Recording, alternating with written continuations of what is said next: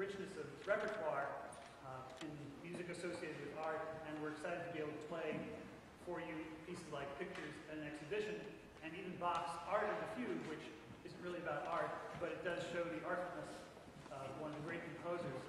I did want to mention and acknowledge that arrangement was created by a wonderful Boston area composer, Ken Amos, and I just wanted to say thanks, Ken. It was a pleasure to play that.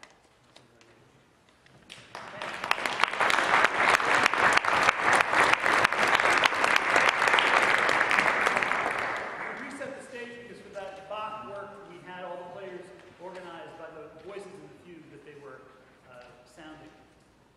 Our next piece I'm very excited about because it's a piece that I've written, and it's always exciting to share my music with you, with our audience. It's called Sketches of Leonardo, and it's based on images from Leonardo da Vinci's sketchbook. If you have the program notes, you'll see the images there. If you don't, some of the ushers have those program notes, so if you like, you can grab a copy if you need it. It's in 4 short movements, some of which run together. I just want to tell you a little bit about the piece and how it's put together. The first movement is entitled Self-Portrait, which is inspired by the drawing of Da Vinci's that is often identified as a self-portrait. And it's a very short movement, and it's a simple melody, hopefully evoking at least a little bit of the Renaissance, and it goes directly into the second movement, which is inspired by the Bridge of the Golden Horn, which is an architectural sketch that Da Vinci created. He was several hundred years ahead of his time, but just within the last decade, the bridge that he sketched has been created in Denmark. Then there's a movement called Cats and a Dragon. As you'll see in the notes, there's a very playful sketch of cats wrestling and playing with each other, and if you look carefully, there's a little dragon there too. So that movement is what I imagine will happen when they figure out that each other is in the room. And finally, that movement goes into a transition followed by the final movement, the Flying Machine, which is based on many drawings of flying machine ideas.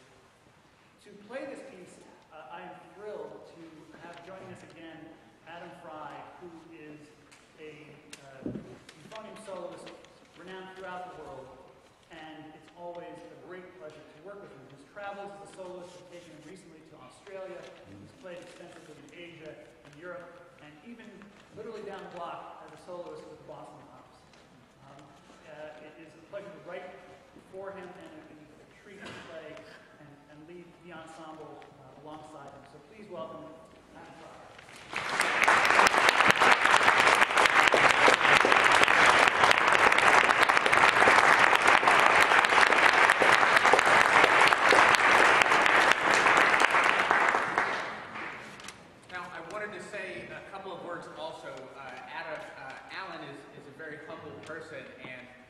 Our relationship goes back for a number of years. He wrote a concerto for me, about 6 years ago?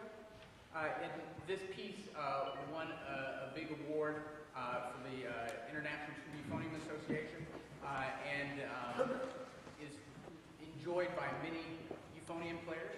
And Sketches of Leonardo was a commission. About every 2 years, I put together a group of about anywhere between 15 and 20 euphonium players from around the world, and we try and decide and pick different composers that we would like to write short pieces for the euphonium. Based on Alan's concerto, was it 2 years ago, we commissioned him as part of the Euphonium Foundation Consortium to write this work, Sketches of Leonardo. So it's both a reflection of his skills as a composer and our desire as a tuba euphonium community to have a great American composer create more wonderful music for our instruments. So it's a great pleasure to be playing this and new music that is with wet ink, so to speak.